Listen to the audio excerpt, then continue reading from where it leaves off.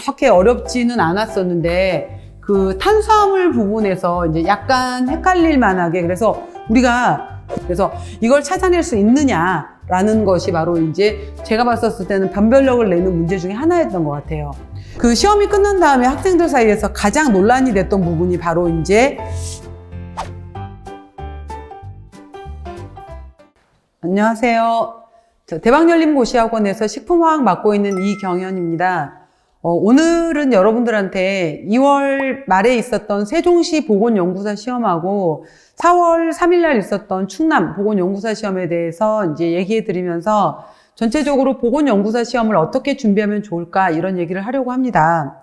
먼저 이제 최근에 있었던 충남 보건연구사 시험 같은 경우를 비교해 보게 되면은 우리가 식품화학의 경우에가 흐름이 맨 처음에 수분이 있잖아요. 그 다음에 탄수화물, 그 다음 지방, 단백질, 그 다음 비타민, 무기질 이렇게 나오게 되고 효소 이렇게 나오게 되는데 충남도 그렇고 세종시도 그렇고 전체적으로 시험 문제에 해당이 되는 게 수분, 그 다음에 이 충남 같은 경우를 기준으로 말씀드리면은 한 문제, 세 문제, 세 문제, 세 문제, 그 다음 비타민 부분에서 두 문제, 무기질에서 한 문제, 효소 부분에서 한 문제 이렇게 있었고요. 그 다음에 그 밖에 있었던 것이 이제 우리가 색도 있고, 맛도 있고, 냄새도 있고, 그 다음에 냄새, 물성, 그 다음에 이렇게 또 독성, 이렇게 있게 되는 건데, 이번에 색에 대한 얘기는 딱히 없었고요. 맛, 그 다음에 냄새, 물성, 독성, 이렇게 해서, 또 뭐가 있었을까요? 갈변. 항상 중요하게 물어보는 것이 색이 있고, 갈변 부분에서 또 한 문제, 이렇게 해서, 있었죠. 그래서 주로 이제 이런 식으로 해서 문제가 이렇게 해서 맞죠? 여러분들 10문제, 13문제, 14, 15, 16, 17, 18, 20문제, 20번까지 문제가 있었거든요. 이렇게 이제 진행이 됐었는데 먼저 충남 부분부터 먼저 말씀을 드리게 되면은 시험 문제 난이도 같은 경우에는 전체적으로 굉장히 쉬웠어요. 전체적인 걸로만 따졌을 때 쉬웠는데 심지어 예를 들어서 1번 시험 문제 같은 경우에 1번으로 나왔던 문제가 5탄당에 해당이 되는 것을 찾아라. 이렇게 말하면서 여기에 이제 뭐 글루코즈, 프락토즈, 만노즈가 있었고 자이로즈를 물었으니까 당연히 답은 1번 자이로즈가 되는 거잖아요. 그래서 시험 난이도가 너무 쉬운 거 아니야? 이렇게 넘어갔었던 문제였었거든요. 그리고 수분 문제 같은 경우에도 등온 흡수곡선과 등온 탈수곡선이 일치하지 않는 것을 무엇이라고 부르느냐라고 해서 히스테르시스 이거였었는데 이거를 이제 영어 이름으로 써놓게 되면서 옆에는 뭐 가수분해 하이드롤리시스부터 시작해서 뭐 시네레시스 이렇게 이제 영어 이름들을 써놓으면서 히스테르시스 이력 현상을 찾아내는 거. 그래서 생각보다는 이제 간단했었죠. 이런 문제들이 있었고. 그 다음에 구종 문제가 하나 나왔었어요. 그래서 유지 파트에서, 이 지질 파트에서 나왔던 거에서 이제 구조식을 써놓고 나서 다음에 대해서 맞는 것을 찾아라. 이런 문제가 있었는데, 그러니까 수분 문제에서는 이력 현상이라는 히스테르시스라는 영어 이름을 찾는 거. 그 다음에 탄수화물 부분에서 이제 문제가 있었고요. 제가 구조식 먼저 얘기했으니까 이거부터 먼저 설명하도록 할게요.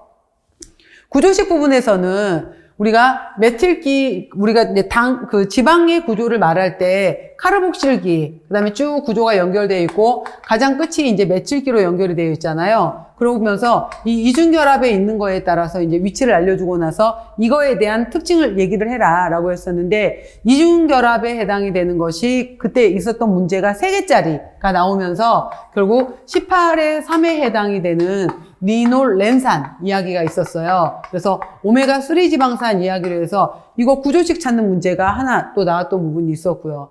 그래서 전체적으로는 그렇게 어렵지는 않았었는데 그 탄수화물 부분에서 이제 약간 헷갈릴 만하게 그래서 우리가 그 보건연구사 같은 경우에는 특히 이제 석사 과정까지 마치신 분들이 보기 때문에 시험 문제 난이도가 생각보다 이제 어렵고 이런 것들이 이제 평균적으로는 시험 문제 난이도가 어렵습니다. 그리고 지역에 따라서 이제 출제 난이도에 이렇게 편차가 좀 크기는 하지만은 그래도 그 일반적인 시험보다는 약간 더 어렵다고 여러분들이 보셔야 되는 건데 분명한 것은 어떤 시험 문제든 간에 그 상중하의 난이도가 있잖아요. 난이도에 있어서 일부러 이제 중하 문제는 쉬울 수 있지만은 상 문제 같은 경우에는 변별력 때문에 변별력이라는 것을 두기 위해서 세 문제에서 네 문제 정도는 이제 일부러 꼬아서 내고 어렵게 내면서 여기에서 이제 출제의 의도를 평균이 이제 높냐 낮냐의 차이도 있지만은 그 평균에서 내가 얼마나 더 많이 맞았느냐 이러한 차이인 것 같아요. 이번에도 역시 그 문제가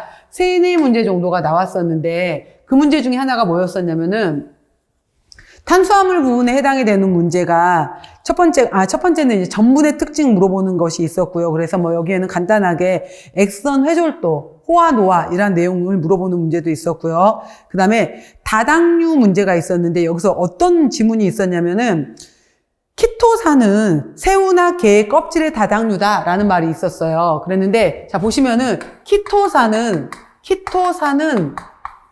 새우나 해당되는 껍질의 다당류다라고 했는데 여러분들 이게 맞는 답일까요? 틀린 답일까요?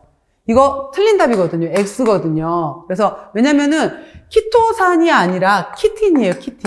키틴에 해당이 되는 건데 키틴이 껍질의 다당류에 해당이 되는 거고 이 키틴으로부터 탈아세틸화를 시킨 것이 키토산이 되는 거거든요. 그래서 구조를 생각해 보시면 여기 갈락토사민의 구조로 되어 있었을 때 여기 2번 자리 OH, 2번 탄소 자리에 하이드록실기에 NH2가 들어있는 것이 바로 이제 키틴, 이 구조로 해서 계속해서 일사구조로 연결되어 있는 것이 바로 이제 키토산이 되는 거고요. 키틴의 구조는 이 구조가 바로 이제 이런 식으로 해서, CH3, CO 이런 형태로 들어있는 형태거든요. 그래서 여기에서 탈아세틸화를 시켜서 NH2로 만들어 놓은 것이 바로 키토산의 구조가 돼요. 그래서 좀 미묘한 차이로 해서 어중간하게 공부를 하게 되면 키토산 들어봤어, 키틴 들어봤어 이렇게 되면은 얘를 찾아낼 수가 없는 거예요. 찾아낼 수가 없게 되는 건데 분명한 것은 키틴의 형태의 다당류 형태로 들어있게 되는 거고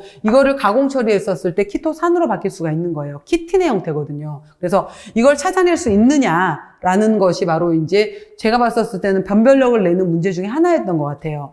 그리고 그 다음에 유지의 경화 부분에서는 뭐 크게 그 자동산화에서 생성되는 물질을 물어보는 문제라든지 지금 말한 것처럼 구조식에서 이 구조식을 보고 얘가 리놀렌산이라는 것만 알면은 굉장히 쉽게 접근할 수가 있었고요. 그 다음에 유지의 경화 역시 굉장히 쉬웠었는데 여기에서 옳지 않은 것을 찾아라 라고 했었어요. 그랬을 때 경화를 시켰을 때 산화 안정성이 낮아진다라고 표현을 했었는데 우리가 경화 과정을 통해서 경화라는 것은 바로 이제 트랜스 지방으로 가게 되는 건데 트랜스 지방이 가게 되면은 오히려 산화 안정성은 높아지는 거죠. 그래서 안정성에 대해서는 또 높아지더라라는 거였었는데 이 특징만 찾아내면은 쉽게 또 볼 수 있는 문제였었어요. 그리고 그 시험이 끝난 다음에 학생들 사이에서 가장 논란이 됐던 부분이 바로 이제 펩타이드 문제가 어떻게 나왔었냐면은 다음에 아미노산 중에서 물과의 결합력이 가장 강한 것으로만 섞여 있는 것은 라는 문제가 있었어요. 그러면은 아미노산 중에서 물과의 결합력이 큰 것, 결합력이 강한 것을 찾아라. 제가 봤을 때는 이 문제가 가장 이제 어려운 문제였었거든요. 충남보건시험에서는 가장 어려운 문제였었는데 아미노산 중에서 물과의 결합력이 가장 큰 거를 찾아라. 이거 도대체 무슨 얘기야? 라는 거였었는데 한 번만 더 생각해 보시면 알 수 있어요, 여러분들. 그래서 아미노산을 우리가 분류하는 과정에서 분류법에서 우리가 극성 아미노산과 비극성 아미노산, 그 다음에 산성 아미노산, 그 다음 알칼리성 아미노산 이렇게 이제 구별을 하는 방법이 있거든요. 그랬을 때 이 극성, 비극성 이렇게 쭉 있었을 때 바로 아미노산 중에서 물과의 결합력이 강한 것은 이라고 문제를 한번 꼬았지만은 이거는 극성 아미노산만으로 엮인 것이 어떤 건지를 찾아라 이 문제였던 거예요. 그러면은 보면서 이거 극성 문제였네 라는 거였었는데 극성이라는 것은 우리가 아미노산의 구조에 해당이 되는 이 알기 한쪽은 카르복실기, 한쪽은 아미노기, 수소 이렇게 있었을 때 이 알기에 해당이 되는 것들 중에서 쭉 있었을 때 마지막에 황을 가지고 있다든지 중간 구조물에 하이드록실기를 갖고 있다든지 이러한 것들이 바로 이제 극성, 즉 물하고의 결합력이 강한 것들이거든요. 물하고 결합력이 강한 건데 여기에 해당이 되는 것들에 해당이 되는 바로 아미노산을 찾아주는 거였었어요. 그래서 여기에 뭐 티로신이라든지 세린이라든지 이러한 것들을 찾아주는 세 가지가 바로 이제 답이 되는 거였거든요. 그래서 뭐 여기서는 이제 세린이나 트립토판 뭐 그다음에 티로신이라든지 아니면은 뭐 이러한 것들 세 가지. 그래서 극성, 비극성, 산성, 알칼리성 아미노산을 구별할 수 있느냐. 그리고 이거 이렇게 말하면 나 알지라고 하는데 문제는 이렇게 나왔던 거예요. 물과의 결합력이 큰 것이라고 했었을 때는 바로 극성기를 갖고 있는 아미노산을 분류해서 찾아봐라. 이 문제였다라는 거. 그래서 이 문제가 이제 가장 아마 의도를 파악하지 못했으면 가장 헷갈리고 가장 어려운 문제로 아마 접근하지 않았을까 싶습니다. 그리고 이제 아미노산 같은 경우에서도 마찬가지로 그 간단한 문제였었는데 어떤 문제가 있었냐면은 아스파라긴과 아스파르트산을 구별할 수 있는지. 그러니까 아스파라긴 같은 경우에는 아마이드 형태, 단백질과 결합된 아마이드 형태고, 그 다음에 이제 여기에서 또 이제 그 산으로 변형이 된 것이 아스팔틱 엑시드가 된 거거든요. 이 두 개의 차이점을 물어보는 것도 있었고요.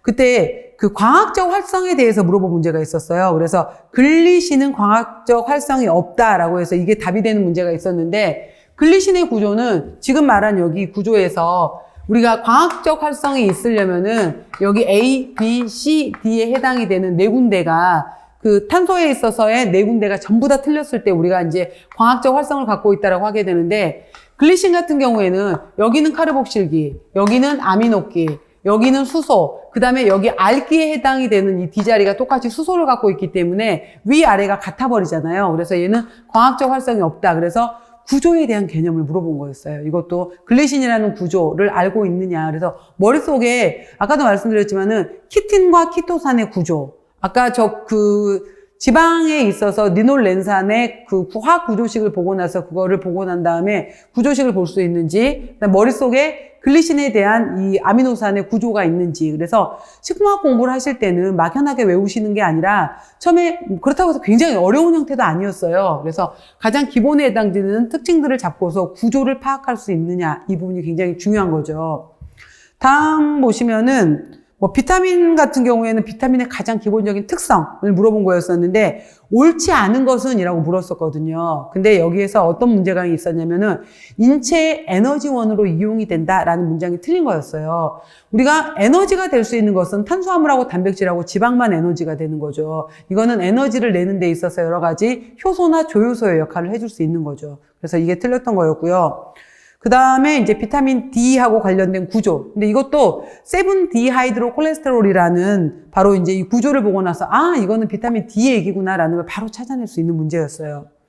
그 다음 무기질에 대한 방법 있었고요. 그 다음에 하나 또 제가 봤을 때 이 문제 약간 변별력 있다라고 했던 것 중에 하나가 제가 여기에서 물성 부분에서 문제가 나왔다라고 했잖아요. 이 물성 파트에서 변별력이 있는 문제로 하나 나올 수 있었던 것이 바로 분산매, 분산질로 해서 이 상태를 물어보는 문제가 나왔었어요. 그랬을 때 정답에 해당이 됐던 게 틀린 것을 찾는 거였었는데 분산매와 분산질이었었는데 액체라는 분산매 속에 기체라는 형태가 들어가 있는 것을 이제 제시를 해주면서 이게 겔이다라는 문장이 있었거든요. 틀린 거죠. 액체 중에 기체가 들어있는 것은 거품이에요. 그래서 이런 식으로 해서 분산매와 분산질을 물어보는 물성 문제가 하나 있었고요. 또 하나의 물성 문제는 수중유적, 유중수적을 제시해주고 나서 다음 중에서 뭐 유화 상태가 다른 하나라고 해서 나머지 것들은 전부 다 수중유적형인데 버터에 해당이 되는 것만 유중수적이었거든요. 뭐 이건 쉽게 찾을 수 있는 문제였었는데 분산매, 분산질 문제가 당연히 우리가 뭐든지 알면 쉽잖아요. 아는 학생한테 쉬웠겠지만은 이 파악을 여기 부분까지는 내가 정확하게 알지 않았어라고 하면 당연히 틀릴 수밖에 없었던 문제였어요. 자, 이런 문제가 있었고요. 다음 보시면은 그 캐러멜 반응, 아까 갈변 색깔 부분에서는 캐러멜 반응 문제를 물어봤었는데 여기에서 이거를 마이알 반응하고 약간 헷갈리게 넣어놨더라고요. 그래서 아미노 카보닐, 마이알 반응에서 1차 반응이 바로 이제 질소배당체를 만드는 거였잖아요. 그거하고 캐러멜 반응을 어중간하게 섞어서 그 차이점을 물어보는 문제가 있었고요. 그 다음에 냄새. 문제 같은 경우에는 이제 물고기의 비린내 이렇게 해서 물어서 원래는 제가 봤었을 때는 물고기의 비린내라고 내면 안 되는 거고 물고기 냄새에서도 이게 해수어냐 담수어냐로 정확하게 구별을 해줘야 되는 건데 우리가 담수어보다는 해수어 쪽을 바닷물고기 쪽을 일반적으로 가장 더 큰 범위로 보기 때문에 그 문제에 해당이 되는 거 나머지 2, 3, 4번이 틀렸었거든요. 그래서 물고기 비린내는 트리메틸아민이다 뭐 이런 내용들이 있었습니다. 그 다음에 효소에 대한 문제가 있었는데요. 이 효소 부분에 있어서 미카엘 멘턴 반응식을 물어보게 되면서 우리가 이 해당이 되는 Vmax 값 있잖아요. Vmax 값하고 이 Vmax에 해당이 되는 거에 절반에 해당이 되는 Km 값. 그래서 미카엘 멘턴 상수에 대해서 이 Km에 대한 것이 문제가 나왔었어요. 그래서 Km 값이 낮아질수록 작아질수록 그만큼 기질과 친화력이 강하다 이거였었는데 기질과 친화력이 약하다 이런 식으로 해서 이 미카엘 멘턴에 해당이 되는 것을 파악하고 있는지 하는 문제가 효소 문제로 나왔었고요. 그 다음에 맛에 대한 문제에서는 뭐 아스파탐 문제가 나왔었어요. 그래서 아스파탐 같은 경우에는 페닐알라닌하고 이제 글루타믹 액시드, 그러니까 페닐알라닌하고 이것들 두 가지가 결합되어 있는 페닐알라닌이죠. 그래서 페닐알라닌과 아스팔틱 액시드가 결합되어 있는 형태를 우리가 아스파탐이라고 볼 수가 있게 되는 건데 이거는 페닐케톤 유래어 환자들, 그래서 우리가 PKU 환자들이라고 하게 되는데 이 환자들 같은 경우에는 페닐알라닌 때문에 이 아스파탐이 들어있는 것을 섭취하면 안 돼요. 그래서 그 내용에 해당이 되는 것들을 약간 이제 그러니까 식품학에서는 아주 크게 다루지는 않았겠지만은 여기까지 조금 나왔던 문제였던 것 같아요. 그래서 뭐 사카린이 우리나라 유해 감미료로 우리나라에서는 사용되지 않는다. 이 문장이 틀린 거였었는데 사카린은 이제 일부 식품에 따라서 규제가 되고 있지만은 아예 유해 감미료라고 규정하진 않고 사용할 수 있는 감미료 맞습니다. 그래서 이게 틀린 내용이 있었어요. 그리고 마지막 문제가 식품의 독성 문제가 있었었는데 독성 같은 경우에 이제 고구마에서의 이제 굳이 썩은 맛에 해당이 되는 것이 이포메아메론이라면은 그 부분에 해당이 되는 것을 고구마에서 글루코시놀레이트, 즉 글루코시놀레이트, 이거 시니그린이야. 겨자과 채소에 들어있는 거야. 라고 해서 시니그린으로 물어본 게 아니라 이제 여기에서 고구마에 글루코시놀레이트가 들어있다라는 것이 틀린 거였었는데 나머지 거 보면 여러분이 알 수 있는 거였어요. 뭐 감자에 솔라닌이 들어있다. 미강유에 고시폴이 들어있다. 뭐 피마자에 헤마글루틴이 들어있다. 이런 것들을 알았으면은 고구마에 글루코시놀레이트는 아닌가 봐. 라고 찾을 수 있는 문제였었는데 자, 이런 식으로 해서 그 변별력을 따질 수 있었던 것은 아까 뭐 키틴 문제였다든지 아니면은 여기 구조식에서 살짝 헷갈리게 했다든지 아니면 분산매 분산질 문제였다든지 뭐 그다음에 아까 저기 아미노산 부분에서 극성 아미노산을 띄는 문제 4문제 정도가 있었거든요. 네, 문제가 쉬웠다고 해서 다 100점을 맞지는 못해요. 그래서 당연히 이제 아까 평균을 얘기했고 평균보다 높은 점수를 받아야 된다고 말씀을 드렸잖아요. 그래서 이렇게 해서 항상 변별력이 있는 문제는 가지고 있다라는 내용이에요. 그리고 간단하게만 얘기를 들게 되면은 그 세종시에서 봤었던 시험 문제 같은 경우에는 이 난이도에 있어서 3배 정도의 난이도였어요. 그래서 일단 문장 자체도 굉장히 길었어요. 그래서 문장 자체도 뭐 많이 길었었고 그 물었던 문제 중에 하나가 세종시의 경우에는 많이 물어봤던 것 중에 하나가 구조 문제를 그래서 식품을 구성하고 그 여러 가지 이제 우리가 관련된 구조였었잖아요. 그래서 당지질에 관련된 구조 그 여러 가지 이제 강그리오사이드부터 시작해갖고 또 뭐 인지질에 해당이 되는 것들에 해당이 되는 그 구조들 있잖아요. 그래서 여러 가지 뭐 스핑고미엘린부터 시작해서 쭉 여러 가지 이런 구조 문제들이 있었는데 바로 지질에 해당이 되는 것들에서 뭐 레스틴, 세팔린, 그다음에 뭐 스핑고미엘린, 강글리오사이드, 세레브로사이드 이런 당지질, 인지질에 해당이 되는 머릿속에 화학적인 구조식을 가지고 있느냐라는 문제가 많이 나오게 됐었고 이 시험 문제가 생각보다 굉장히 좀 약간 꼬아서 길게 나오는 문제가 많았어요. 그리고 마찬가지로 여기서도 지금 말했던 것처럼 쭉 문제가 나왔었는데 세종시 문제가 훨씬 더 어려웠던 건 또 어떤 부분이 있었냐면은 독성에 관련된 문제가 역시 마찬가지로 나왔었어요. 독성이었었는데 이거를 이 식품 속에 들어있는 독성만 물어본 게 아니라 이 독성이 인체에 어떤 식으로 해를 끼치느냐, 인체에 미치는 영향 있잖아요. 복통을 일으킨다, 설사를 일으킨다, 그 다음에 호흡곤란을 일으킨다, 성장장애를 일으킨다, 이렇게 하게 되면서 식품에서 독성에서 해까지 연결되는 게 나왔더라고요. 근데 겨자과 차에서도 마찬가지로 이게 시니그린으로 나온 게 아니라 그 용어가 글루코시놀레이트 이런 식으로 해서 조금 접근하기 어렵게끔 정확하게 공부하지 않았으면 알 수 없게끔 하는 문제들이 해서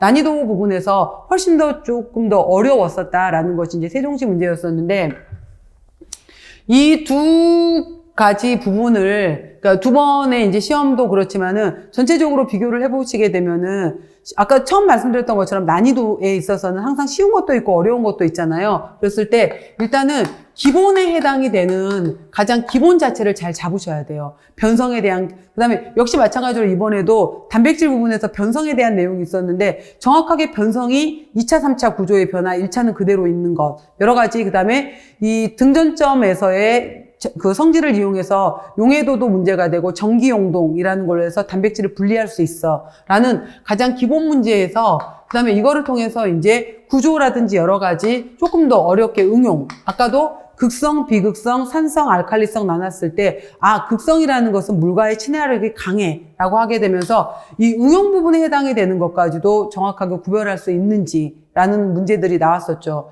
그 다음에 세종시 부분에서 문제가 더 어려웠던 것은 어떤 거였었냐면은 물성 부분에 해당이 되는 것들도 조금 많이 어렵게 나왔었어요. 그래서 단순하게 우리가 점성이다, 탄성이다, 점탄성이다 이렇게만 물었던 것이 아니라 뭐 응집력이라든지 부착성이라든지 그 다음에 뭐 이러한 용어들을 조금 더 어렵게 많이 풀어놨더라고요. 그래서 이런 거였었고 결정적인 거. 세종시에서 제가 기억났던 문제가 1번 문제하고 마지막 20번 문제였었는데 1번 문제에서는 이게 보건연구사 해당이 되는 거였잖아요. 그리고 거의 뭐 7급에 가까운 이제 공무원 수준의 시험 문제였기 때문에 당연히 어려운 거죠. 근데 1번 문제가 바로 이제 기능성 식품에 대한 문제를 딱 냈더라고요.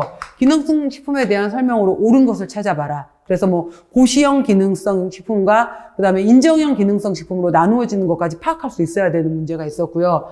마지막 20번 문제 같은 경우에는 여기에서 나왔던 문제가 변성 전분 문제가 있었어요. 그래서 이 변성 전분 같은 경우에도 전분의 성질을 이용해서 예를 들어서 뭐 그 그러니까 호화가 좀 더 용이하도록, 노화가 억제되도록 여러 가지 이렇게 이제 각 그 식가공에서 좀 더 이제 쉽게 접근할 수 있도록 일부러 의도적으로 변성을 시켜놓은 거였었는데 조금 더 어렵게 나왔던 게 바로 기능성 식품 문제가 있었고 변성 전분 문제가 있었어요. 그렇지만은 역시 이제 그러니까 우리가 사지선다로 찾아 들어가는 거고 거기에서 정확한 답은 충분히 찾을 수 있다라는 거였죠. 그래서 그 연구사 시험 자체는 좀 어렵다는 거 여러분이 알고 계실 거고 전반적으로 뭐 아까 단락에서 해당이 되는 키워드들이 있게 되는 거고 그다음에 효소 문제도 좀 많이 어렵게 나왔었어요. 그래서 효소 문제, 색깔 문제, 맛, 냄새 그러니까 모든 챕터별로 두루두루 전부 다 한 문제씩 빠지지 않고 다 나왔더라고요. 그러니까 이런 특징들을 갖고 있다라는 걸 여러분들이 아셨으면 좋겠고 그 다음에 이제 저희 대박 열린 고시학원에서도 이번 6월 달부터 해서 이제 이론, 그 다음에 문제풀이, 모의고사 이렇게 해서 이제 계속해서 들어갈 거예요. 그리고 기본적으로 식품화학이라는 과목을 통해서 뭐 식품위생직에 들어가는 식품화학도 들어가지만은 지금처럼 이제 보건연구사로 들어가게 되면서 이번에 다시 쓴 책에서는 기능성 식품도 일부 제가 반영을 해서 그 부분도 반드시 알아야 될 부분에 해당이 되는 거, 그 다음에 변성전분에 해당이 되는 것들도 넣어서 일단은 기본에서부터 조금, 그 다음에 심화, 그 다음에 여기에서 응용까지 들어갈 수 있는 것으로 해서 제가 책 구성을 했거든요. 그래서 이것들 이제 조금 더 준비하시는 데 있어서 같이 공부를 하면은 하나하나 같이 배워가는데 충분하게 여러분들한테 도움이 될 수 있을 것 같습니다. 자, 제가 2번에 걸쳐서 이번에 2월과 4월에 있었던 두 가지 일단 시험 분석을 해드렸고요. 또 지속적으로 여러분들한테 도움이 될 수 있는 자료와 함께 드릴 수 있도록 하겠습니다. 자, 수고 많으셨습니다.